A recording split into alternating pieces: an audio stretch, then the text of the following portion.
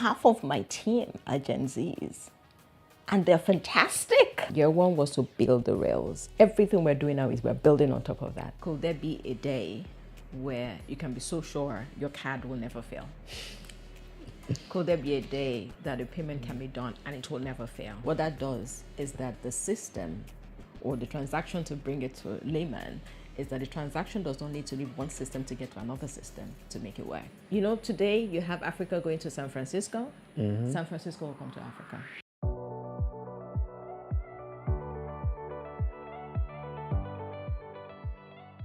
You start with your background, right? More than 15 years in payments with some very interesting names. So how did you get to this point? I always like to start from when I was an 8-year-old. Okay.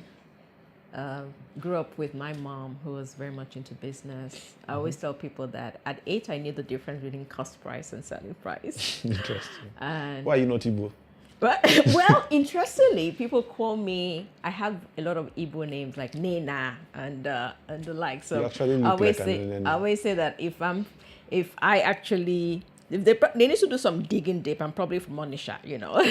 Probably.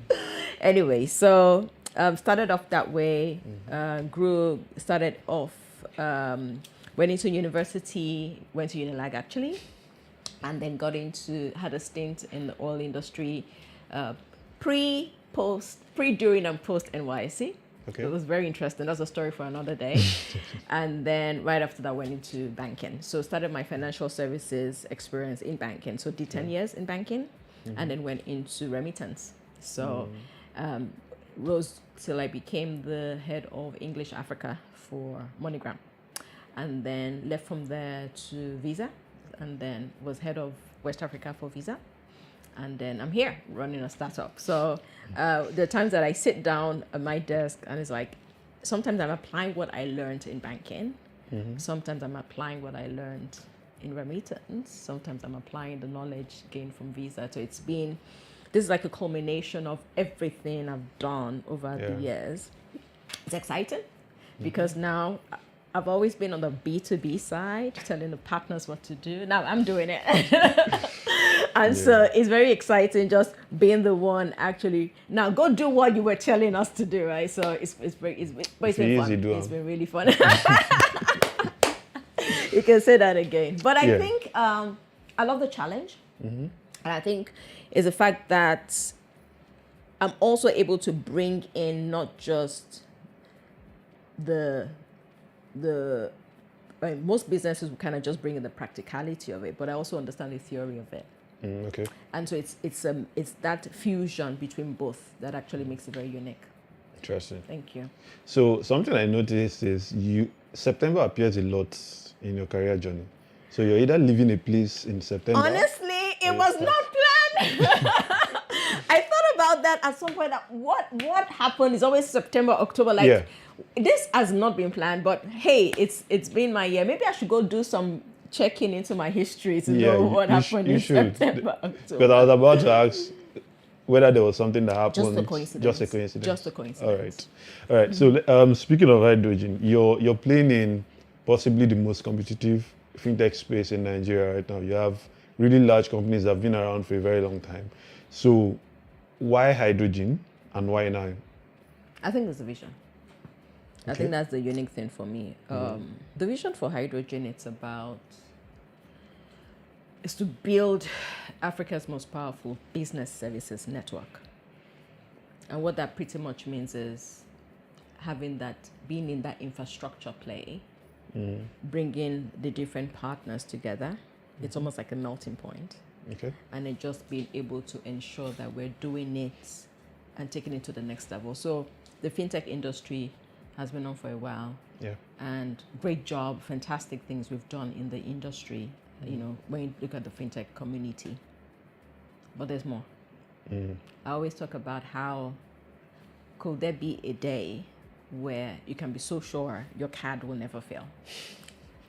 Could there be a day that a payment can be done and it will never fail?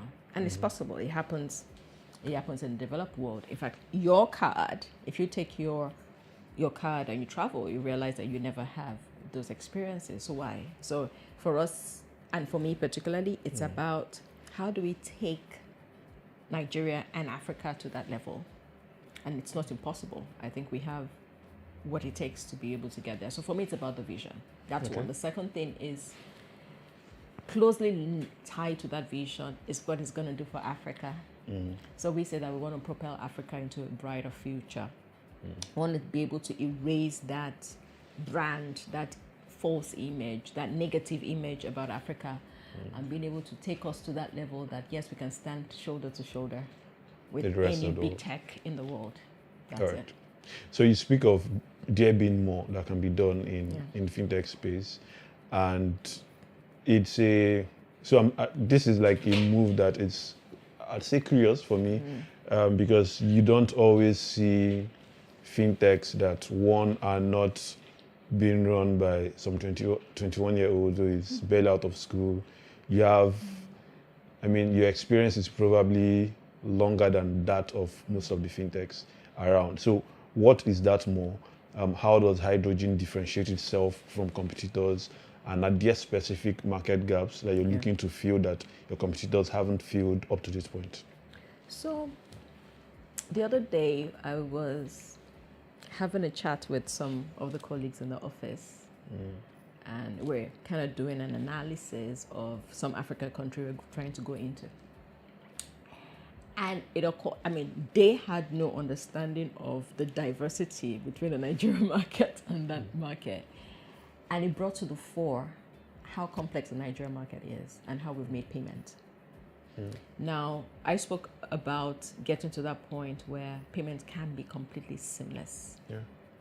Believe it or not, part of the reason is the process flow we've employed here. That is one of the first things that we're trying to fix, and which is why we went for the type of license we went for, because it allows us to play at different touch points on the value chain. What that does is that the system, or the transaction, to bring it to a layman, is that the transaction does not need to leave one system to get to another system to make it work. Of course, that would require us having a lot of integrations to different banks at some point and have all the banks at some point, but that's the journey and that's where we are. So we will get to the point that transaction, you could almost say that it's just a one-stop thing. And that starts to reduce the number of touch points and failure points. So that's definitely one. The second thing, closely linked to that as well, is now the creativity you can bring from the fact that things are seamless. Because you can now start to leverage the data, because what's happening today is that the data is all fragmented. And so you're not able to actually build that and use that to create more things in the society. So if we have a lot more visibility, I can sit down with end of my FIs that I work with to say that this is the data we're saying you can actually grow your business 10x. Because we are saying this. We don't see a lot of that.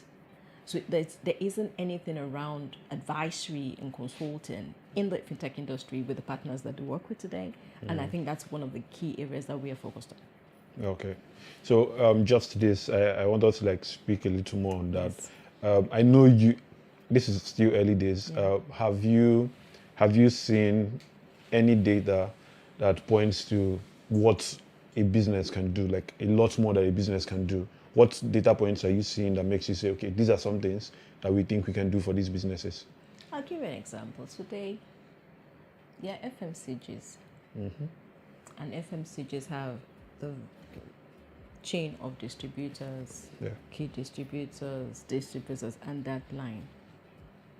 Very often what happens is, as you get further down, there's shortage of cash to be able to make the purchase at the particular time. The FMCGs, just so you know, they don't mind giving credit. Giving those items out on credit, but they don't have visibility on inventory. Now, one of the things we're looking at is how do we start to handshake the inventory in the store with the payment and ensuring that the FMCG can take an informed decision.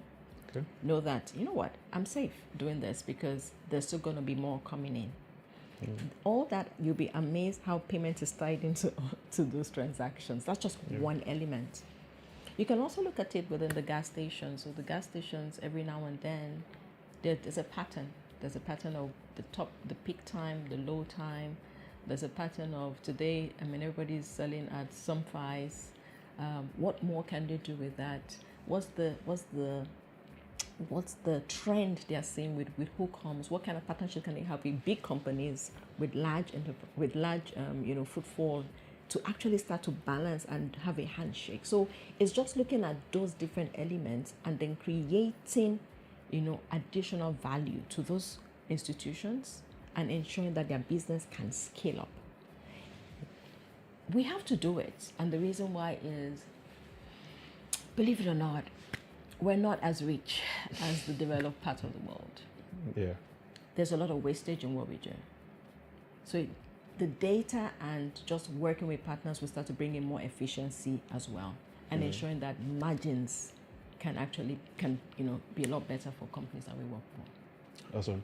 I mean, it's interesting you mentioned that because I was watching a recent interview with AIG. I think the interview was released like a few days ago, Okay. and he mentioned something similar that he is working on. Interesting. I didn't even watch it. Okay, I think you can check it out. I will send you the link later. But yeah, you are part of the Access Corporation, and that's one of the largest financial institutions in Africa. What kind of benefits comes with being part of the group, and are there any disadvantages to that? We're all part of an ecosystem any which way. Okay. In my former place of work, I had partners that I worked with. As far as I was concerned, it was an ecosystem. So it depends on how we look at it. Okay. To this particular point, Access Corporation is an investor in hydrogen. One of the things that Access Corporation has done fantastically well is build, various companies within that ecosystem, and each one is independent. Each one has its identity. Each one has been able to evolve and stand on its own.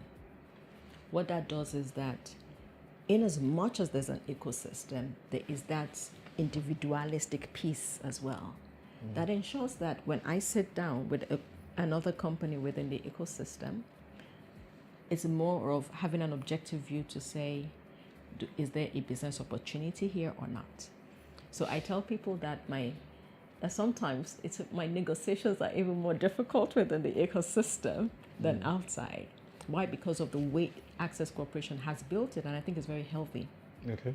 Why, as well, is my business is such that I don't work only for the ecosystem. I mean, I probably have one or two clients within the ecosystem when I talk about individual entities, but I have much more clients outside of the ecosystem. Of course. And so I need to ensure that there is that fair play.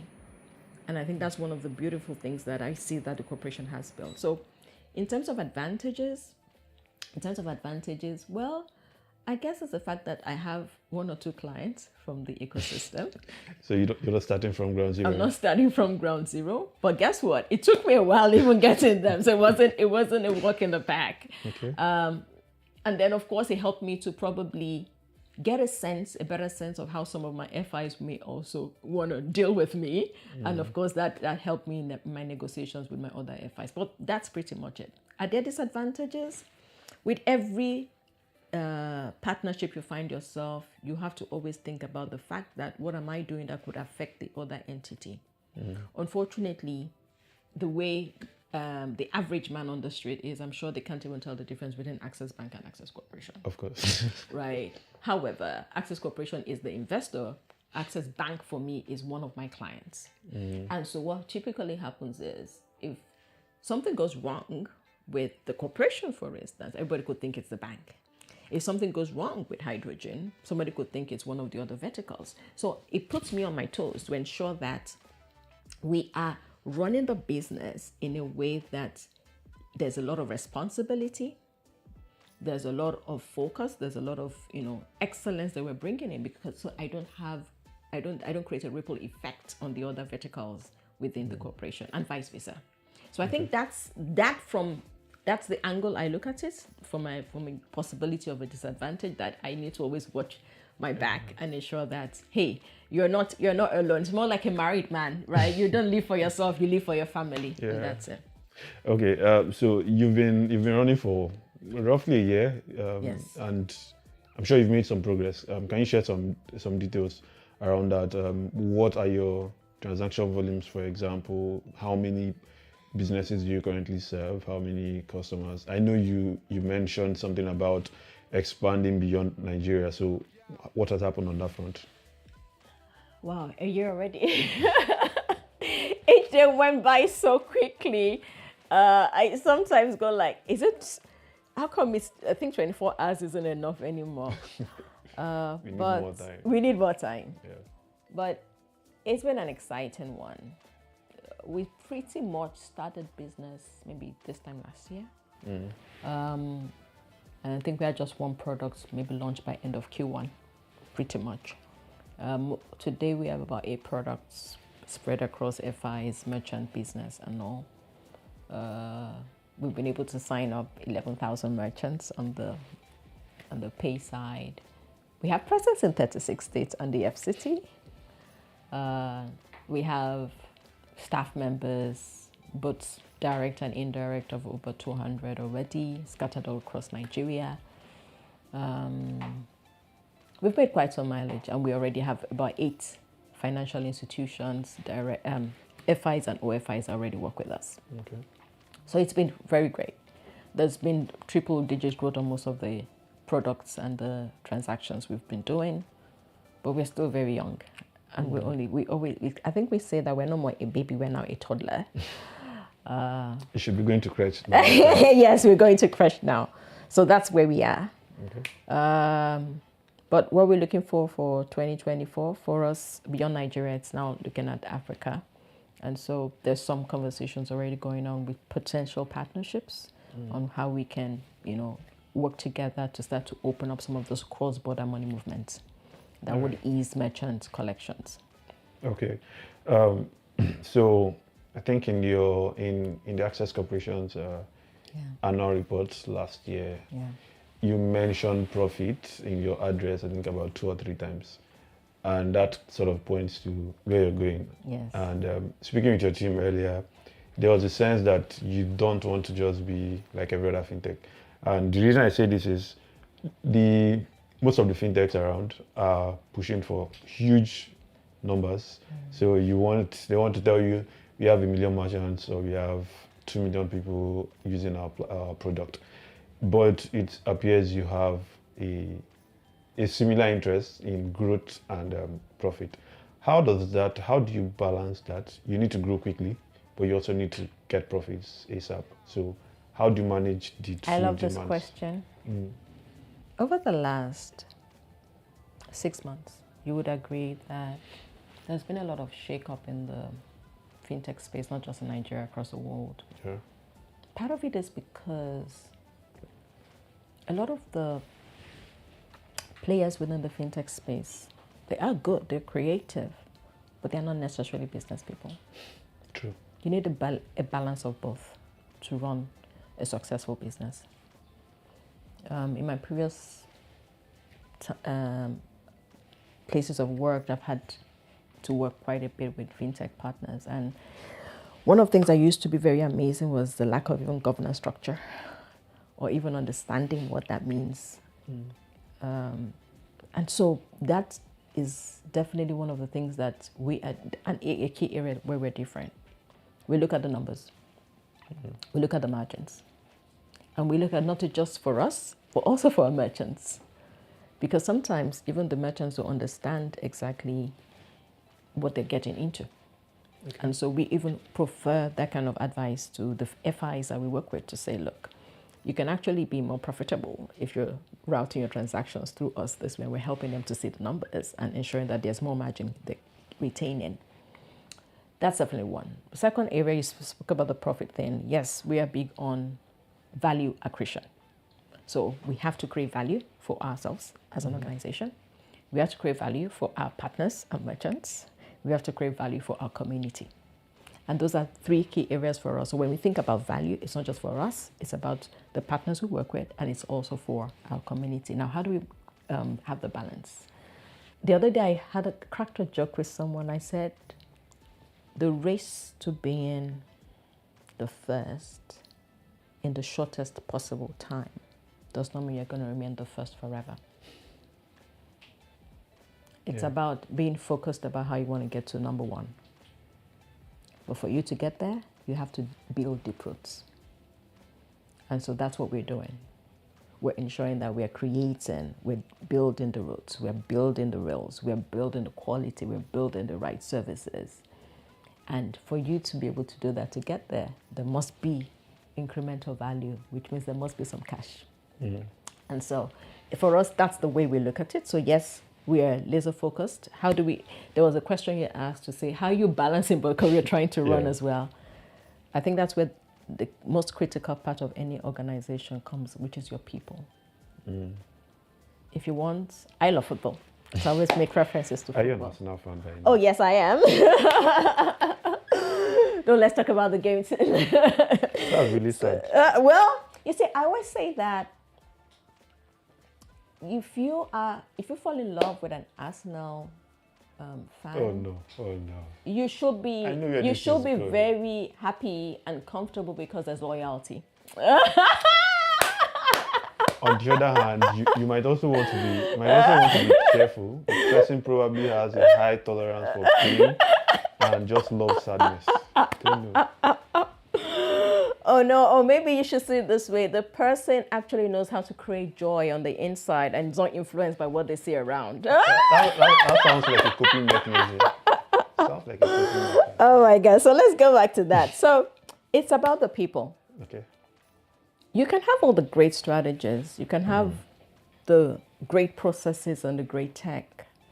If the team is not cohesive, if the team is not focused, if the team does not understand the same vision, then that's where you have the problem. We're joking about it during the end of year team meeting. Like, how did we do this, guys? I mean, I wasn't in everything, right? Yeah. But we were able to achieve. Why? Because they understood exactly the vision.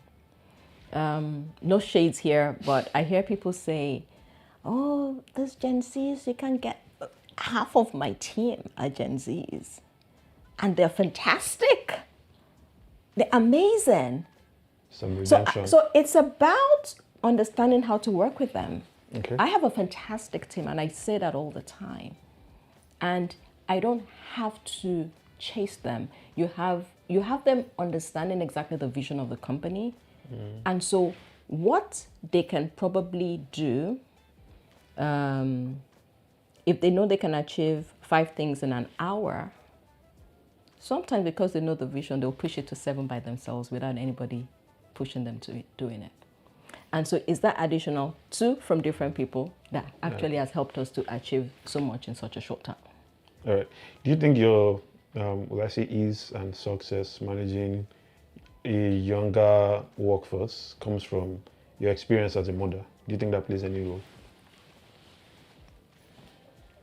Maybe, I don't know. Maybe because of my personality as well. So I would typically treat people equally. Okay. I believe I don't see age. I don't see gender. So I just see an individual. So I would typically treat someone the way they are and try to appreciate where they're coming from. So maybe that's it. Okay. All right. So speaking of building a foundation, right, and basically a foundation that sets you up for success.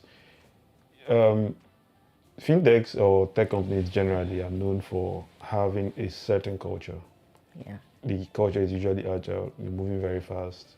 And like you mentioned earlier, sometimes it means there are no clear-cut structures on how things should work. What kind of a culture are you building at Hydrogen? And how important do you think that culture is? So when we started from a garage. And there was definitely very little structure. I think we've been able to do quite some work since then. Okay. And we knew we had to do it early because we knew where we're going to. If you don't fix it early, you're gonna hurt yourself later. So we started to put the structure. And one of the things we started to do was even the regular cadence of team engagement. People don't understand how important it is, because I say this to the team all the time. Now, if when you were born, your name was called maybe once a year, chances are maybe by year 10 before you realize that's your name. And that's the power of communication. Very often what happens is people are not communicating enough. And so even the regular cadence of just echoing and echoing and echoing where we're going to, why we want to do this, why we want to do this, it's already forming, things in people's minds. So those were some of the things we started to just the cadence. Started putting structures around controls, started putting, and helping them understand why. So I always, if somebody understands why they're doing what they're doing, they'll probably resist less. Why do we need to put in this control? Is so to protect you. Yeah. And so those things, we started putting them in place. And so we've been able to do that. So when you look at the culture, what's the culture of Hydrogen today? We've had a few exits. Hey, there's a jackpot thing, everybody's going out. We've had a few of that, but I think the culture always here is that it's a learning environment. I hear that from every single person, that I've learned a lot. In 1 month, I've learned a lot. So we kind of encourage people, give people the sense of ownership, and they just get into it. So that's one. The second thing I hear a lot is it's quite a very agile place. So there's an issue, things need to be fixed. The ideas are coming, people are already brainstorming and getting it fixed. So that's very common. The third thing I hear is that there's a strong team spirit. So people are not individualistic. People see one goal, one vision, one dream, one KPI. And I think that has also helped us. All right. So partnerships are very important to build long-lasting companies. Fintech, yeah. And in fintech, we've heard lots of talk. I think there was even one last week on a collaboration between banks and fintechs. Yeah. We've heard these stories or rumors for so long, and nothing has really come out from it. One common thing I hear when I ask people in this space is everybody believes partnerships, collaboration works or is important, but nobody wants to get involved in the collaboration. What do you think banks, fintechs can do to basically build that collaboration? And we say this because, for example, you play in payments now, and there's the issue of fraud, and it could devastate any business, right? And if you don't partner, I was asking someone last week, you know that you would suffer if you're hit by hackers, for example. Yeah. So why don't you partner with people? In the end, you're kind of saving yourself. So what do you think is the missing element in these conversations, and why the collaboration conversations don't move from just conversations? When you're getting into a partnership, you have to put everything on the table. Full disclosure. Full disclosure. I'm going to play within this space to this space. You're going to have to tell me you're going to play within this. We see where the overlap is. And we decide from the very beginning if we're going to compete there or somebody's going to have to let it go for the other. That's how partnership works. Very often, people don't get to that point, and they get into the partnership. Why do you think they don't get to that point? Fear. They're just afraid that, how is the other partner going to react to this? I'm very transparent. And it's a culture of Hydrogen. We would get to the room with you. We would tell you exactly the area and where we think. We'll probably even prefer solutions and tell you option A, B, C. We collaborate. We continue to compete here. Or I let it go for you, or you let it go for me, and you pay me this. And I think if we go into partnerships that way, we would have them working better because there's trust. Okay, I think that was, I don't know if that was exactly what I was expecting, but I think it makes a whole lot of sense. It works even for a girl and a guy. Yeah, it does. All right, so I'm gradually coming to the end of this. Over the next, let's say 6-7 months, should I be expecting any new product from Hydrogen? I wouldn't call it product. I would call it So let me explain what we did in year one. Year one was to build the rails. Everything we're doing now is we're building on top of that. Okay. So it might be a product for the partner we work with. For us, it's not a product. Okay. It's a future, or it's an additional value. And so a lot of what we focused on was just building the initial rails where everything else will ride on. So we spent quite a bit just building the rails and ensure. And the way we've built a lot of what we've done is quite modular, so it can stand alone, but it's also connected. So we've ensured that all that is there, and now we continue to now build things on top of it. Now, what are some of those things that we're building on top of it? We want to be able to take off some of the headaches that the banks face with settlement today. There's a lot of mess when it comes to settlement. And so we'll be building solutions, just make that easier for them. How does that help us? What it means is that they trust me better, because they would definitely use my other solution, because I'm also going to give them the settlement piece, right? Okay. Things around fraud, you spoke about fraud. There are solutions around fraud that we already have, but we're now pushing out into the market. And because there's also it's not, a lot of the fraud tools today are still very manual. There's a lot of machine learning and AI that would help to ensure that things are done better. So that is also coming out. There are also things around the merchant side, and just being able to ensure that they're getting their. So there are many things that you see in the merchant space. There's a lot of me too. So everybody goes into doing the same thing. But until you sit down with a merchant, you realize that actually it doesn't work that way for everyone. So some of those things will be fixed. I won't be able to disclose now, but we'll be fixing some of those, because it's not a me too game. It's about sitting down and listening to what exactly the merchant wants.